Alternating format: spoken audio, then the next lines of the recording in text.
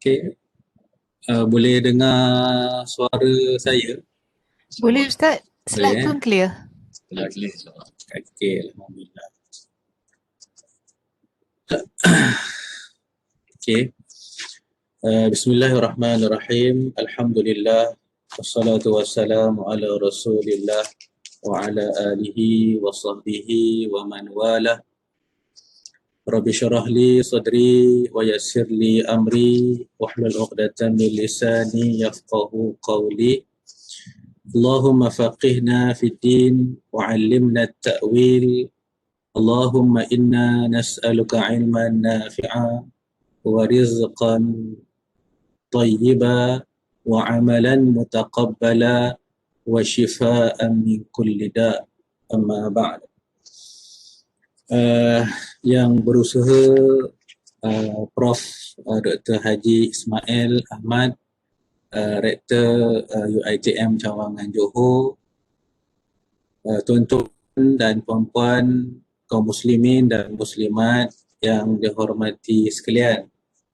Alhamdulillah, kita bersyukur kehadirat Allah Subhanahu wa taala pada hari ini dapat sekali lagi kita bersama-sama meluangkan waktu untuk satu kerangka, satu matlamat memahami hadis-hadis Rasulullah sallallahu alaihi wasallam, dan mudah-mudahan kefahaman tersebut akan membimbing kita, akan menjadi panduan kepada kita untuk menjadi seorang yang benar-benar mendapat kejayaan di dunia dan juga di akhirat.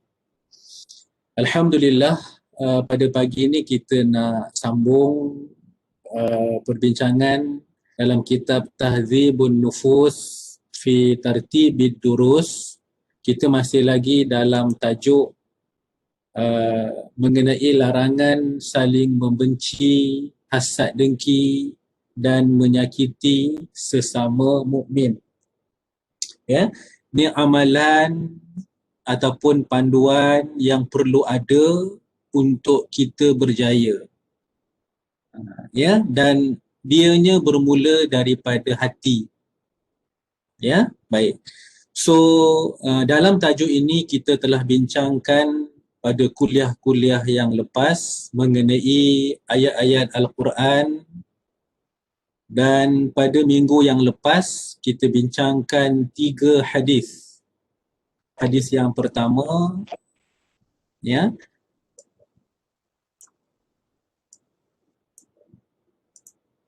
kemudian kita bincang hadis yang kedua, iaitu daripada Anas bin Malik radhiyallahu anhu, dan hadis yang ketiga, hadis daripada Abu Hurairah radhiyallahu anhu. Pada tengah hari ini insya-Allah kita ada 6 hadis untuk kita habiskan silibus mengenai tajuk ini. InsyaAllah saya cuba bincangkan yang mana perlu kita detailkan, kita akan detail. Ya. Mungkin kalau yang telah kita bincangkan, kita akan go through sepintas lalu. Baik, kita lihat kepada hadis yang keempat yang ada kitab pada muka surat 382. Sebelum itu saya sedang uruskan penghantaran yang tempah kitab ni ada 15 orang hari itu di kalangan sahabat-sahabat kita. Saya sedang uruskan ini penghantaran, insya-Allah kalau tak ada apa ramai melentang pada minggu hadapan kita dapat siapa yang tempah tu insya-Allah, ya. Ini boleh ambil lah. Cuma kena tambah sedikit kos pos lah. Harganya tetap RM35 dan tambah dengan harga pos, ya. Baik. Kita teruskan pada tengah hari ini hadis yang keempat. Baik, hadis yang keempat yang berbunyi, hadis ni agak panjang. Yang warna merah ni kita tak baca, ya. Kita baca terus dengan yang hitam. Baik. An Abi Hurairah anna Rasulullah sallallahu alaihi wasallam qala iyyakum wadh-dhanna fa inna adh-dhanna akdzabul hadith. Ya. Wala tahassasu wala tajassasu wala tanafasu wala tahasadu wala tabaghadu wala tadabaru wa kunu ibadallahi ikhwana kama amarakum. Al-muslimu akhul muslim la yazlimuhu wa la yakhdhuluhu wa la yahqiruhu. At-taqwa hahuna wa yushiru ila sadrihi bihasbi imri'in minasyarri an yahqira akhahul muslim. Kullul muslim alal muslim haramun damuhu wa irduhu wa maluhu. Inna Allah la yanzuru ila ajsadikum wala ila suwarikum walakin yanzuru ila qulubikum.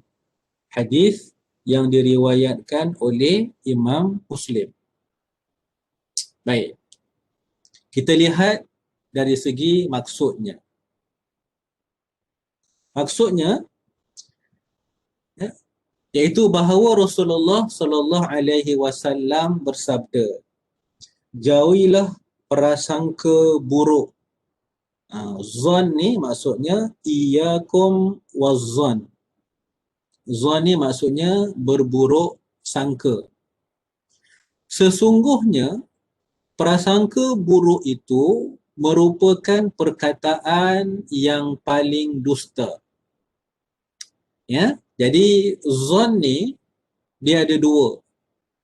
Yang pertama dia datang daripada hati. Kemudian dilahirkan, dizahirkan melalui ucapan. Ya, dia bermula dengan hati, ya, dalam hati itu dah kotor, kemudian dilahirkan dengan ucapan.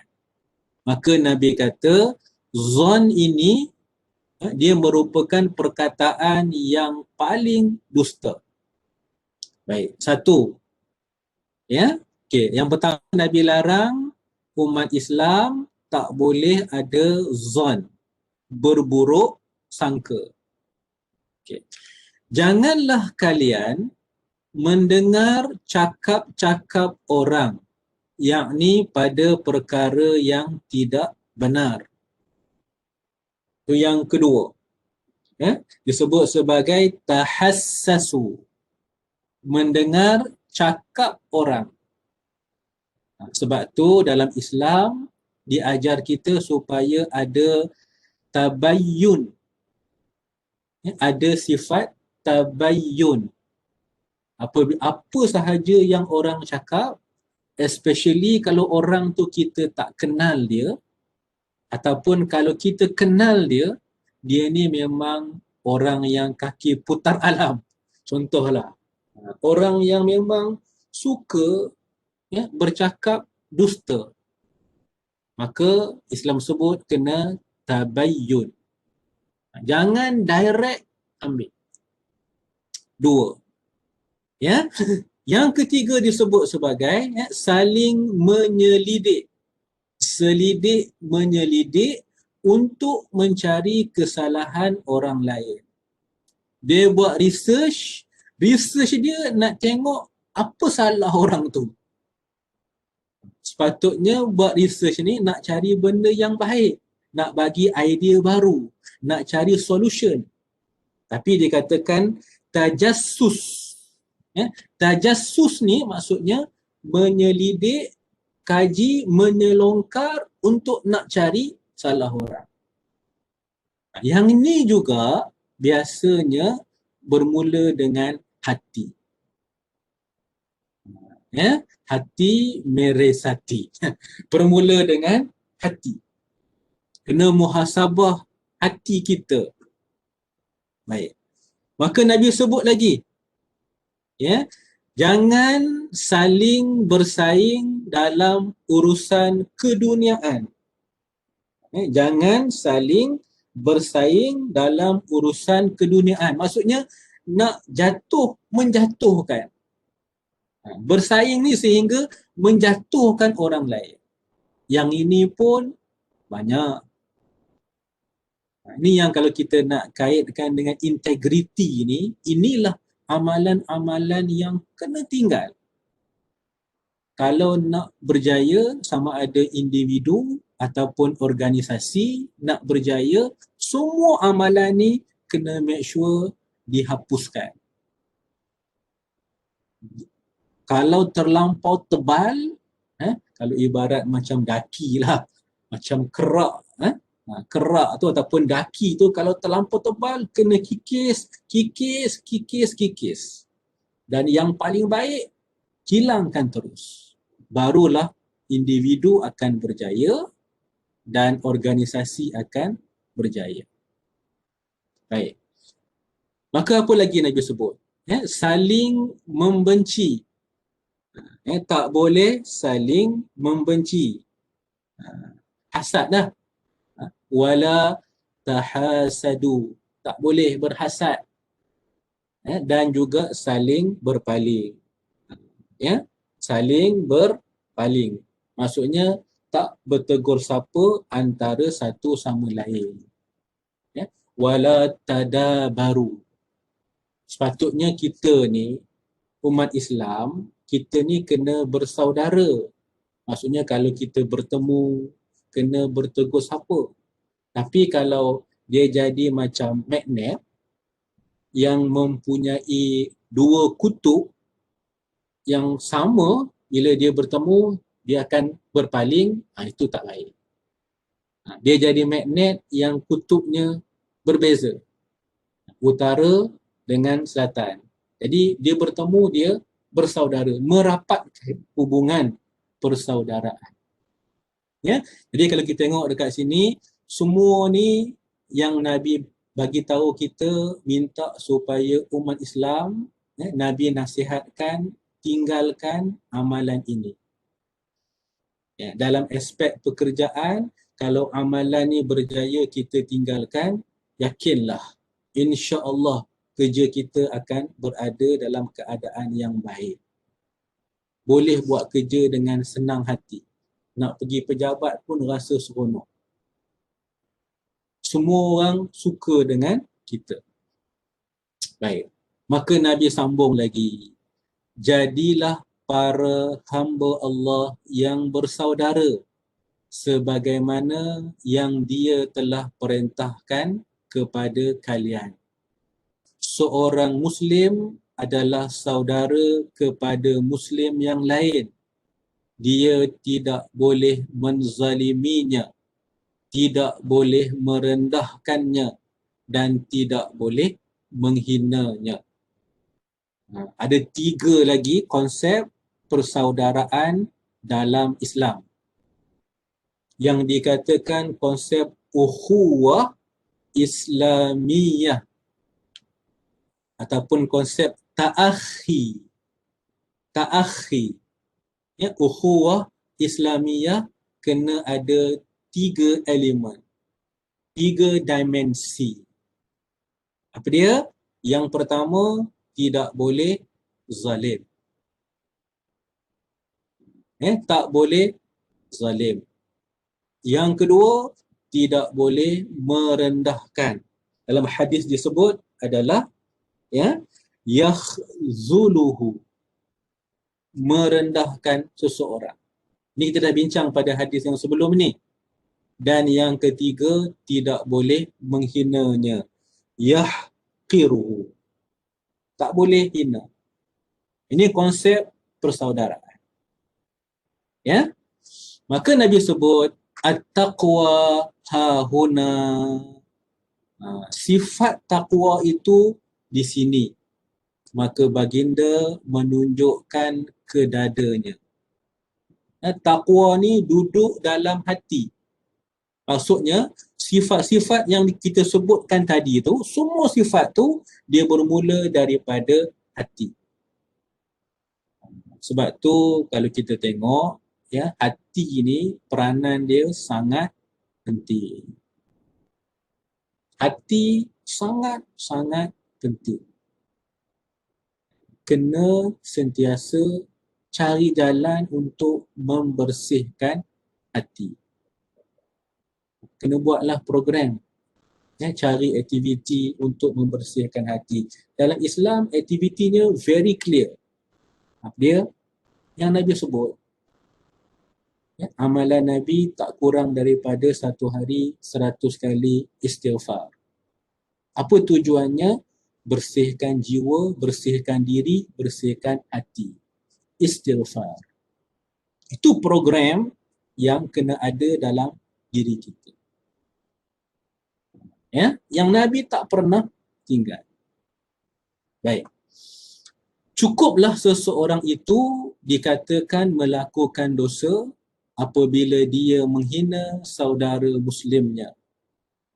Setiap muslim ke atas muslim yang lain adalah haram pada darah, kehormatan dan harta. Ada lagi 3 lagi. Cuba kita tengok yang ini. Ya, maksudnya orang Islam yang pertama haram dari segi darah. Maksud darah ni apa? Tak boleh membunuh. Orang Islam tak boleh membunuh orang Islam yang lain. Haram. Melainkan keadaan yang diizinkan oleh syarak. Apa contoh? Membunuh orang yang, kalau ikut dalam kitab fiqh, yang pertama, orang yang ingkar menunaikan solat. Dan dia kata solat ni tak wajib. Pihak pemerintah boleh menjatuhkan hukuman sampai akhir sekali adalah bunuh.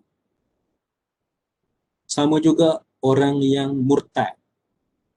Apabila dinasihatkan oleh pihak pemerintah, dipanggil, dibagi nasihat, tapi dia masih degil, tak nak kembali kepada Islam, kekal dalam situasi murtad, maka ketika itu membunuh tidak menjadi haram. Sama juga kes yang ketiga, orang yang muhsan yang berzina. Ya, perzinaan ini dilakukan ada 2 kategori. Yang pertama muhsan, yang kedua ghaira muhsan. Muhsan ni maksudnya orang yang telah berkahwin dan dia telah melakukan hubungan suami isteri secara halal. Kemudian dia pergi berzina. Maka dalam hukum Islam, hukum syarak, dinyatakan orang ini hendaklah direjam sehingga mati. Maka perbuatan bunuh itu tidak haram. Yang ghaira muhsan adalah orang yang tidak pernah berkahwin. Yang tak pernah berkahwin. Maka hukumannya berbeza. Tapi pokok pangkalnya disebut orang Islam diharamkan, ya, membunuh. Darah orang Islam adalah haram ke atas orang Islam yang lain. Tapi hari ini kalau kita nak tengok hari ini, kan, dalam situasi sekarang, kalau kita nak kembangkan hari ini, orang yang sengaja lah aspek hari ini, kan, orang yang memandu, orang Islam yang memandu tidak mengikut peraturan sehingga menyebabkan kematian. Macam mana hukuman pada pandangan Islam? Ini konsep yang ni. Maksudnya kat situ, kan, ada banyak kes hari ini yang terjadi macam tu. Kan, dia memang sengaja. Had laju katakan 110, dia bawa 160, 70. Kemudian berlaku kemalangan dan orang yang dilanggar meninggal dunia. Maksudnya dia macam mana kes itu? Itu kena tengok dari segi hukum. Baik. Yang kedua, nak sebutkan bahawa Islam ni nak jaga umat Islam, tak boleh kita menzalimi orang lain adalah kehormatan orang Islam yang lain tak boleh dicabul. Tak boleh diperlakukan sewenang-wenangnya. Kehormatan. Islam menyanjung tinggi kehormatan. Dan yang ketiga adalah harta. Di dalam hadis ni dengan jelas Nabi kata, yang pertama iaitu darah, tak boleh bunuh orang lain. Kemudian kehormatan orang Islam yang lain wajib dipertahankan. Dan yang ketiga adalah harta. Baik. Sesungguhnya Allah tidak melihat kepada bentuk tubuh dan rupa paras kalian, tetapi Allah melihat kepada hati. Hujung hadis ni Nabi fokus adalah punca segalanya bermula daripada hati. Sebab tu sekali lagi saya sebut dalam kehidupan manusia ni kena jaga, perbaiki hati. Ni hadis yang pertama, riwayat Imam Muslim dalam kitab Al-Bir nombor 2564. Okey, saya tak nak ulas panjang hadis ni. Kita masuk sebab ada lagi 5 hadis. Kita masuk kepada hadis yang kedua pada hari ini. Ni hadis ni kita jarang dengar. Kita nak fokus hadis ni. An Jundab anna Rasulullah sallallahu alaihi wasallam haddatha anna rajulan qala wallahi la yaghfirullahu li fulanin wa inna Allah ta'ala qala man dhalladhi yata'alla alayya alla aghfira li fulan fa inni qad ghafartu li fulan wa ahbattu amalaka. Yang ni tuan-tuan dan puan-puan, kaum muslimin dan muslimat yang dihormati sekalian, hadis ni cuba tengok betul-betul. Cuba faham betul-betul hadis ni. Baik. Maksudnya, tengok dulu. Rasulullah sallallahu alaihi wasallam telah bersabda.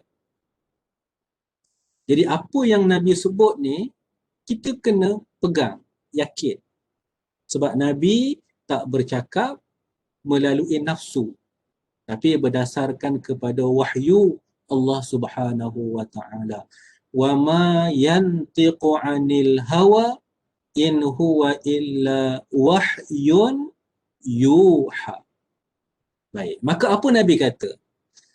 Seseorang telah berkata, demi Allah, Allah tidak akan mengampunkan dosa si fulan. Ini berlaku tak dalam masyarakat kita? Ini Nabi sebut ni. Ada orang berkata, dia bersumpah, dia kata, demi Allah, Allah tidak akan ampunkan dosa kamu. Ada tak kita sebut hari ni? Ada. Kita kata, alah engkau, buat macam mana pun, Allah tak ampun dah dosa engkau. Kau buat baik macam mana pun, Allah tak ampunkan dosa engkau. Ada dalam masyarakat. Maka, apabila orang tersebut berkata macam tu, lalu Allah Azza wa Jalla berfirman, siapakah yang berhak bersumpah atas namaku bahawa aku tidak akan mengampunkan dosa si fulan. Allah tanya ni. Allah tanya, kamu siapa yang bersumpah atas nama aku bahawa aku tak akan ampunkan dosa orang itu. Siapa kamu? Siapa kamu nak bagi keputusan macam tu? Ni Allah tanya. Jadi kalau ada di kalangan manusia, kita yang sebelum ini ada, kan, masyarakat kita sebelum ni ada yang amalan macam tu, kita kena berhenti. Sebab apa? Hak, kuasa, autoriti mengampunkan dosa seseorang bukan berada pada tangan manusia. Autoriti nak ampunkan dosa seseorang, dia berada pada, itu merupakan hak yang hanya ada pada Allah Subhanahu wa taala. Manusia tak ada hak itu. Sebab tu Allah sebut, sesungguhnya aku telah mengampunkan dosa si fulan tersebut dan menghapuskan amalan kamu, orang yang bersumpah. Maka Allah kata kepada orang yang tadi tu, yang kata kepada si lelaki, dia kata kamu buat macam mana pun Allah Ta'ala tak akan ampunkan kamu. Kamu sembahyanglah 1000 tahun pun Allah tak akan ampunkan kamu. Maka Allah kata awas. Wahai orang yang berkata macam ni, awas. Sebab apa?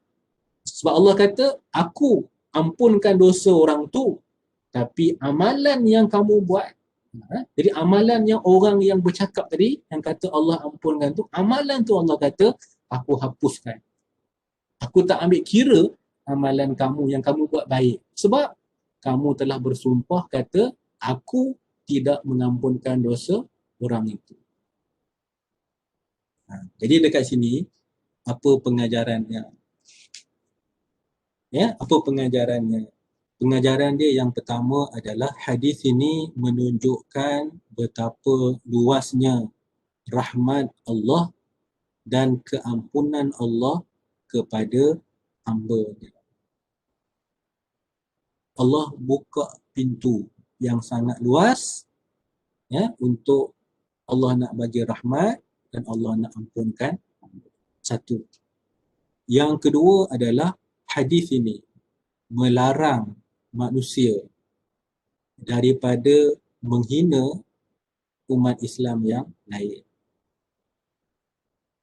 Ya? Jadi bila kata kamu ni Allah tak akan ampunkanlah dosa kamu, kita telah menghina Allah Subhanahu wa taala, menghina orang lain.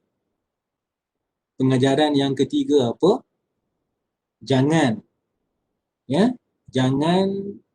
memutuskan sesuatu hukum yang mana hukum itu mutlak berada pada bawah kekuasaan Allah Subhanahu wa taala.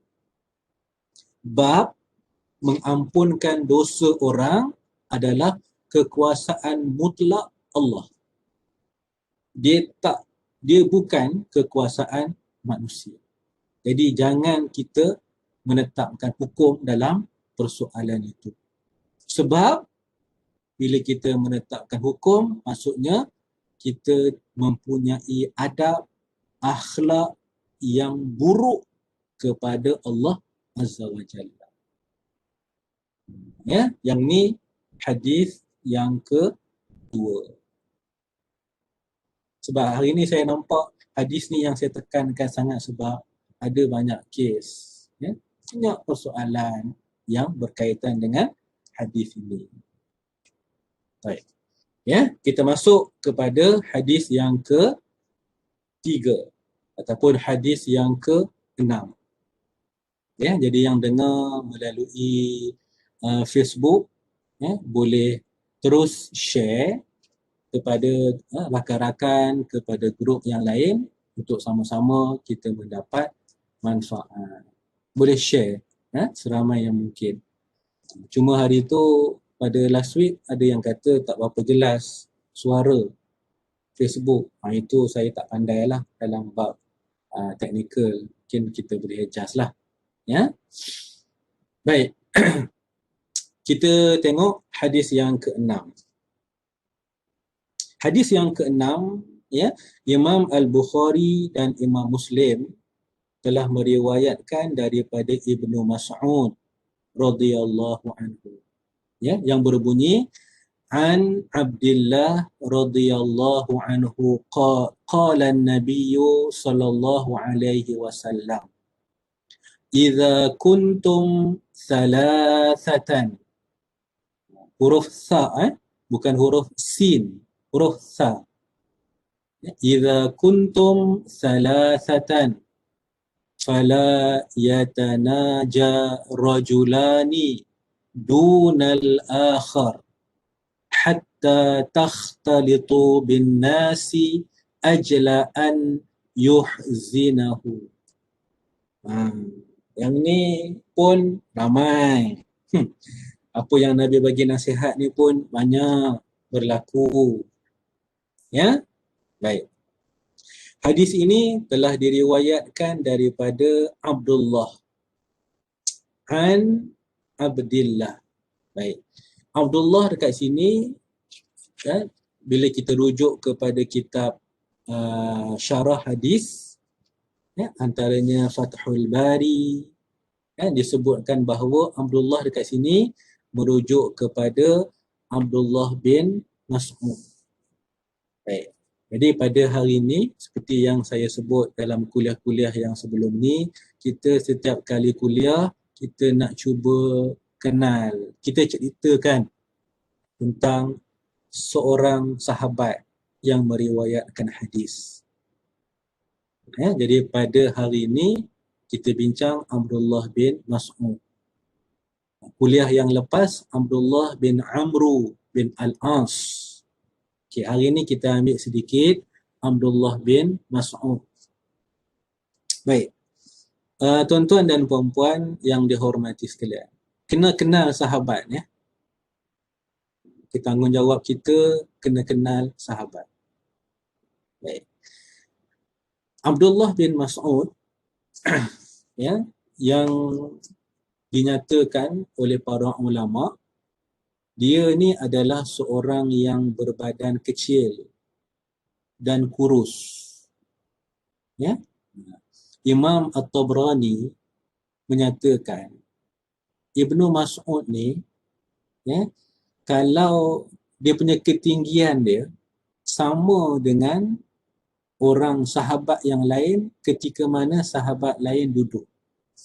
Boleh bayang tak? Itu Ibnu Mas'ud.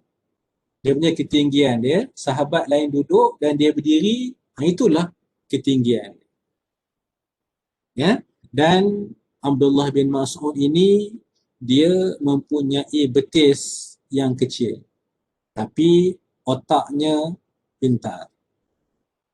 Ya, beliau wafat pada tahun 32 Hijrah di Madinah ketika berusia 60 tahun. Para Imam Ibnu Athir menulis bahawa Ibnu Mas'ud ini, ya, wafat sebelum berlakunya pembunuhan Saidina Osman. Ya, sebelum Saidina Osman dibunuh oleh pemerintah. Kalau kita baca dalam sejarah para sahabat, Saidina Abu Bakar dia wafat kerana sakit. Saidina Umar wafat dibunuh oleh Yahudi. Saidina Osman wafat dibunuh oleh pemerintah, oleh pihak yang memberontak. Dan Sayyidina Ali radhiyallahu anhu juga wafat kerana dibunuh. Maka sebelum daripada berlakunya pembunuhan Sayyidina Uthman bin Affan radhiyallahu anhu, maka Abdullah bin Mas'ud telah wafat. Ya, jenazahnya diimamkan oleh Zubair bin Awam. Zubair bin Awam menjadi imam solat jenazah dan kemudian dikebumikan di Jannatul Baqi', dan bersebelahan dengan kubur Uthman bin Maz'un. Hari ni insya-Allah lepas ni kalau ada rezeki Allah Subhanahu wa taala izinkan kita untuk menunaikan umrah, menunaikan haji untuk kaum lelaki, kita dibenarkan masuk ke Jannatul Baqi' di sebelah Masjid Nabawi. Nanti boleh ziarah, boleh tengok. Baik. Dari segi pengislaman, keislaman, Ibnu Mas'ud antara orang yang terawal. As-sabiqun al-awwalun, orang yang terawal memeluk Islam.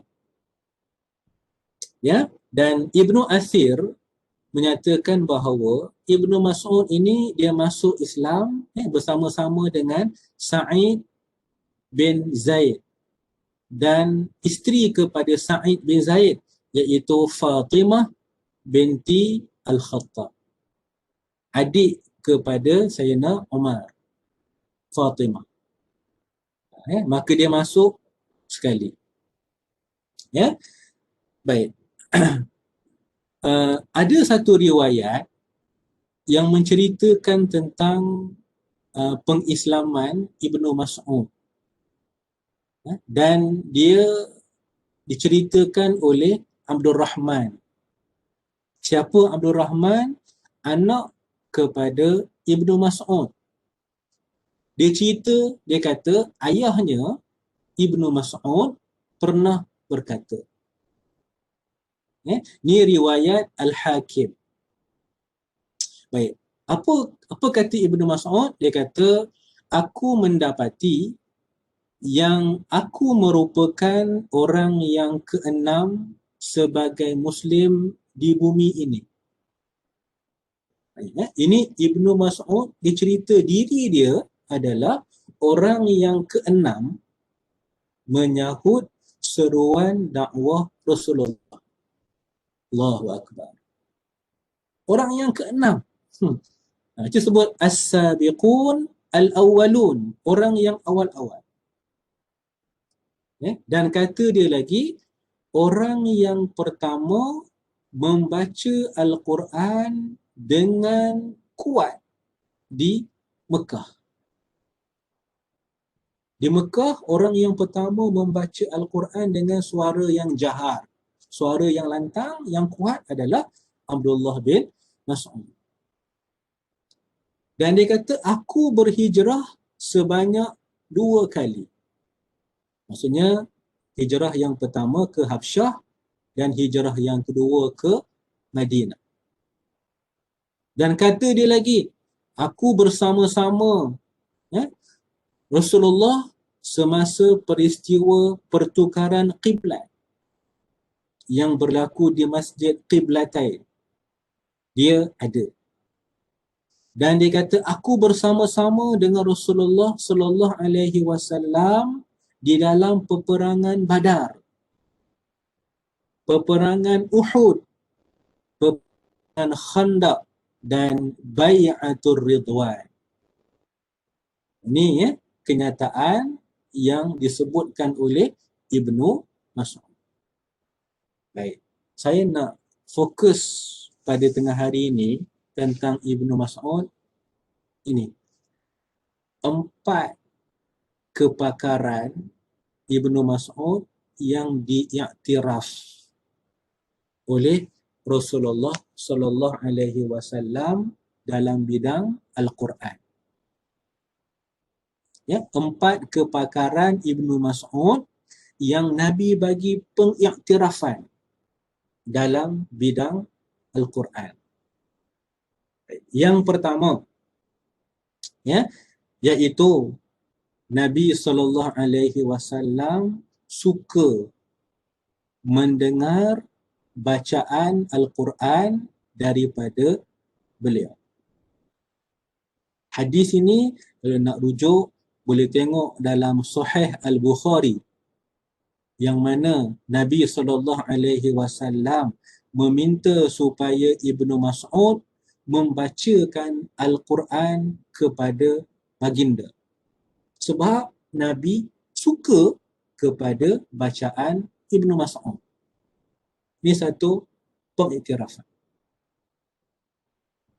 Macam kita hari ni lah. Mungkin kalau nak kiaskan tak kena lah. Tapi nak bagi faham kan. Kalau kita dengar suka kepada seseorang artis. Suka dengar lagu dia. Maka kita pergi jumpa dengan dia. Kita panggil dia. Datang jemput dia datang untuk dia. Dia menyanyikan lagu yang tersebut. Sebab kita suka.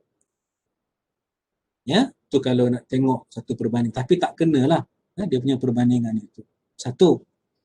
Baik. Pengiktirafan kedua yang Rasulullah sallallahu alaihi wasallam berikan kepada Ibnu Mas'ud adalah Nabi mengiktiraf beliau Ibnu Mas'ud ni sebagai rujukan utama Al-Quran.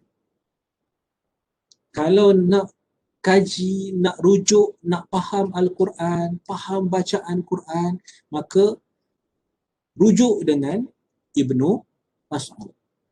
Yang ini ada dalam hadis riwayat Imam Al-Bukhari. Yang mana Nabi kata, pelajarilah Al-Quran daripada 4 orang. Ini Nabi endorse ni. Kalau nak belajar Quran, cari 4 orang ni. Yang pertama Abdullah bin Mas'ud. Yang kedua iaitu Salim. Dia adalah dia merupakan maula kepada Abu Hudzaifah. Yang ketiga Mu'adz bin Jabal. Dan yang keempat Ubay bin Ka'ab. Maka Nabi kata pelajarilah, ambillah Al-Quran daripada 4 orang. Ranking yang pertama adalah Abdullah bin Mas'ud radhiyallahu anhu. Ini pengiktirafan kepakaran beliau. Yang ketiga, pengiktirafan beliau adalah iaitu Abdullah bin Mas'ud ini diiktiraf sebagai sahabat yang mempunyai bacaan yang tepat dan sesuai dengan bacaan ketika mana ayat tersebut diturunkan. Bacaan dia tepat dan mengikut ayat itu mula-mula diturunkan kepada Rasulullah sallallahu alaihi wasallam. Yang ini boleh tengok hadis dalam riwayat Al-Hakim. Nabi sebut, sesiapa yang ingin membaca Al-Quran tepat sebagaimana diturunkan, maka bacalah seperti mana bacaan Ibnu Ummu Abd. Maksudnya Abdullah bin Mas'ud. Kepakaran. Dan yang keempat, pengiktirafan yang diberikan oleh Rasulullah sallallahu alaihi wasallam kepada Ibnu Mas'ud adalah beliau mempunyai pengetahuan yang luas mengenai setiap peristiwa dalam penurunan Al-Quran. Ayat Al-Quran apabila Allah turunkan, dia ada peristiwa yang berlaku. Ini dia sebut sebagai asbabun nuzul. Kalau hadis, kita namakan asbabul wurud. Satu peristiwa yang mana hadis ini hadis ini berlaku. Kalau asbabun nuzul, satu peristiwa yang mana turunnya ayat Al-Quran. Itu namanya asbabun nuzul. Dan Nabi bagi pengiktirafan bahawa Abdullah bin Mas'ud ini dia mempunyai pengetahuan yang luas tentang peristiwa tersebut. Buktinya apa? Dalam hadis riwayat Muslim. Yang mana kata Ibnu Mas'ud, tidak ada selain daripadanya yang mengetahui. Yang mana Nabi sebut tentang Ibnu Mas'ud ni, Nabi kata tidak ada selain daripadanya yang mengetahui tentang kitab Allah satu surah kecuali aku mengetahui di mana dia diturunkan. Ya, Ibnu Mas'ud kata tentang Al-Quran ini, maka dialah yang paling tahu. Jika tidak ada ayat, dan juga tidak ada ayat kecuali aku mengetahui dalam keadaan mana ayat itu diturunkan. Sekiranya aku mengetahui ada seseorang yang lebih mengetahui berkenaan dengan kitab Allah lebih daripada aku, nescaya akan aku capai untaku dan pergi menemuinya. Jadi dekat sini terlihat bahawa ada 4 perkara yang menjadi kepakaran dan diiktiraf kepada Ibnu Mas'ud. Baik. Dalam hadis ni kita nampak, kita balik kepada hadis ni. Hadis ni memang berlaku banyak dalam masyarakat kita ni. Najwa, yatanaja. Ayat yang digunakan kat sini, fala yatanaja. Yatanaja. Itu kalau fi'il dia. Dia sebut najwa. Maka Nabi kata apa? Apabila kalian bertiga, maka janganlah 2 orang saling berbisik tanpa melibatkan seorang lagi, sehingga kalian bercampur dengan orang ramai. Sesungguhnya perbuatan seperti itu akan menyakiti. Jadi hadis ni nak cerita pasal apa? Hadis ni nak cerita mengenai larangan berbisik. Ya, larangan berbisik. Dia sama dengan ayat Al-Quran dalam surah Al-Mujadalah ayat yang ke-10. Allah berfirman, innaman najwa minasyaitan liyahzunal ladzina amanu. Sesungguhnya amalan berbisik-bisik itu adalah merupakan amalan syaitan. Sebab apa? Untuk menyedihkan, menyakiti, menyedihkan orang-orang yang beriman. Hari ni ramai tak yang berbisik? Perbuatan berbisik ni macam mana?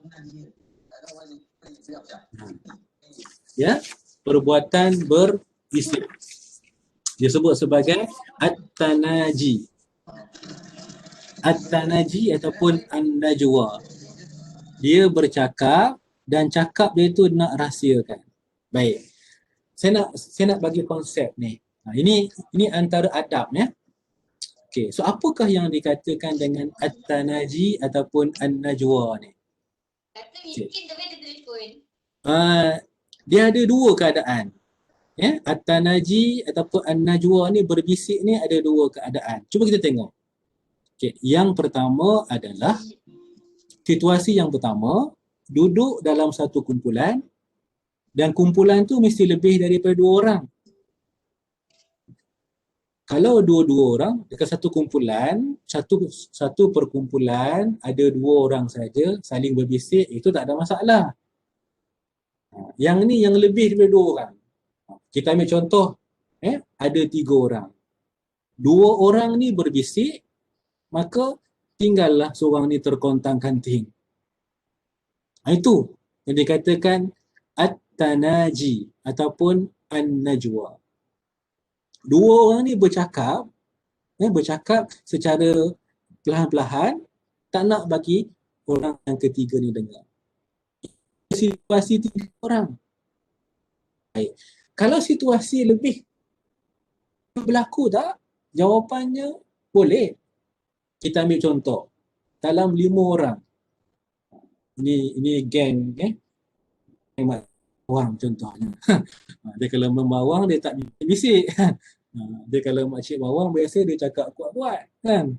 Okey, ada 5 orang contohlah, 5 orang. Okey, 4 orang ni dia berkumpul, dia 5 orang tapi 4 orang ni cakap sesuatu secara perlahan-lahan je. Dia tak nak involve seorang ni dalam grup tu.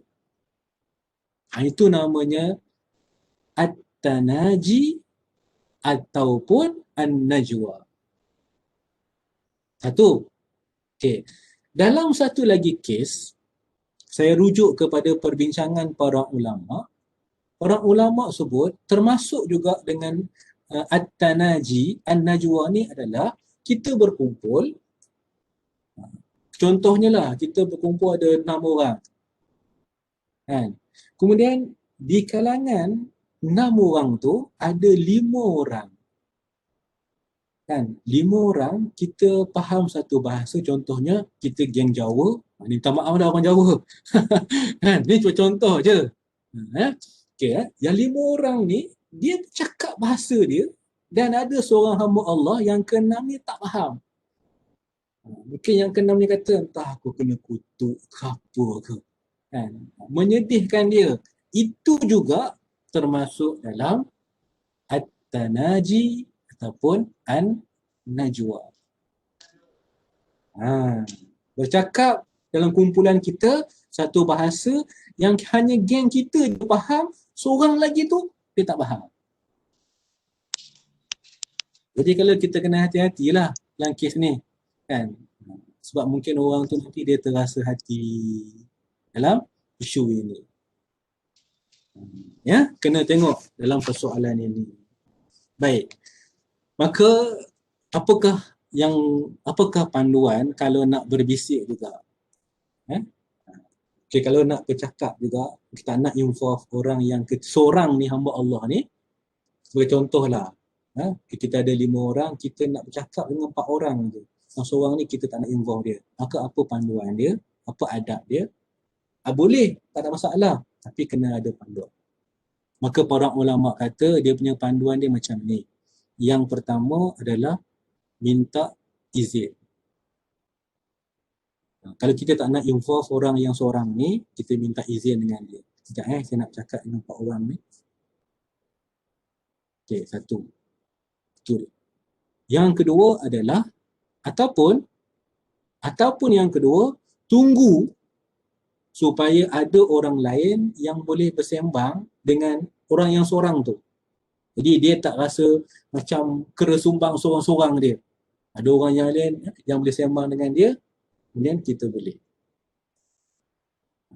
Jadi kalaulah pihak yang pertama tu tak izinkan, kita tunggulah. Ada seorang lagi yang boleh bersembang dengan dia, maka kita boleh sembang secara perlahan dengan satu grup. 2. Dan adab yang ketiga disebut oleh para ulama adalah jangan berbisik dalam perkara yang merupakan maksiat dan membawa kezaliman. Masuklah nak jadi makcik bawang kan, nak seumpama ke, kalau secara berbisik memang tidak dibenarkan oleh syarak. Kalau nak bersembang sepelahan ni mungkin benda tu kita tak perlu involve dengan dia. Benda ni hanya melibatkan kita nak cakap, boleh. Maksudnya bercakap perkara yang baik. So apa pengajaran hadis ni? Yang pertama, hadis ni menunjukkan bahawa Islam ini adalah syariat yang sempurna. Yang mana hadis ni menunjukkan Islam ini menganjurkan manusia, menunjukkan manusia akhlak yang terpuji. Satu. Dan yang kedua, hadis ini melarang berbisik kerana amalan tersebut mengganggu orang Islam yang lain, menyakiti orang Islam yang lain. Baik, kita ambil satu lagi hadis, ada lagi 6 minit. Ini hadis yang pendek kan, tapi ada maksud yang mendalam. Baik, hadis yang ke-7 iaitu Imam Muslim telah meriwayatkan daripada Jabir radhiyallahu anhu an Rasulillah sallallahu alaihi wasallam annahu naha an yubala fil ma'ir rakid. Maksudnya bahawa Rasulullah sallallahu alaihi wasallam melarang kencing, buang air kecil di air yang tidak mengalir. Ma'in rakid. Baik. Saya nak, sebelum bincang ni saya nak sebut paling tidak ada 9 adab bila kita nak buang air. Ya, ni kita muhasabah je lah. Okay. Yang pertama, masuk tandas kaki kiri. Yang kedua, baca doa masuk tandas. Ya. Yang ketiga, baca doa bila keluar tandas. Bila selesai, kita qada hajat. Yang keempat, pakai alas kaki dan tutup kepala. Yang kelima, jangan membelakangi ataupun menghadap kiblat. Yang ni kena sikit penjelasan. Itu kalau tempat yang open, dekat padang sebagainya kan, tak boleh.